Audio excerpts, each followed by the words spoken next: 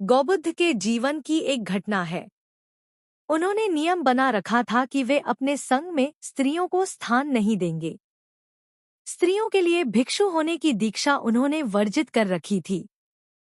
एक समय गौतम बुद्ध एक गांव में ठहरे हुए थे। वहां महाप्रजापति गौतमी उनके पास पहुंची। उन्होंने बुद्ध से कहा, आप स्त्रियों को भी दीक्षा दें, किंतु बुद्ध ने अस्वीकार कर दिया। अनेक स्त्रियां इकट्ठी हुईं और उन्होंने विचार किया कि कैसे गौतम बुद्ध से स्वीकृति प्राप्त की जाए। स्त्रियों ने निर्णय लिया कि स्वयं सेविकाएं बनकर गौतम बुद्ध के समक्ष पहुंचा जाए।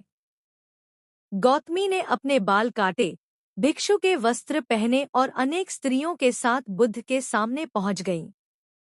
उनकी यह मांग थी कि स्त्रियों को भी दीक्षा दी जाए।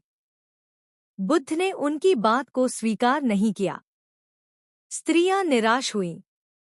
जब बुद्ध के एक शिष्य आनंद ने स्त्रियों को देखा, उनके पांव सूजे हुए थे, उन पर धूल चढ़ी हुई थी, उनकी आंखों से आंसू बह रहे थे। उन्होंने पूछा, क्या बात है? स्त्रियों ने कहा, बुद्ध उनके धर्म और नियम के अनुसार हमें भिक्षु होने की दीक्षा नहीं दे रहे हैं।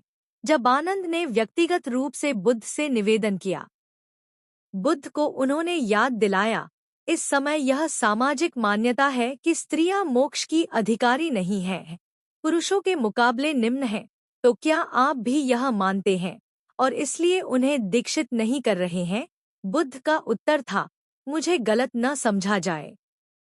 मेरी मान्यता है कि पुरुष की तरह ही स्त्री भी निर्वाण प्राप्त कर सकती है, लेकिन मैं कुछ व्यावहारिक कारणों से स्त्रियों को संघ में शामिल करने और दीक्षा देने की स्वीकृति प्रदान नहीं कर रहा हूं।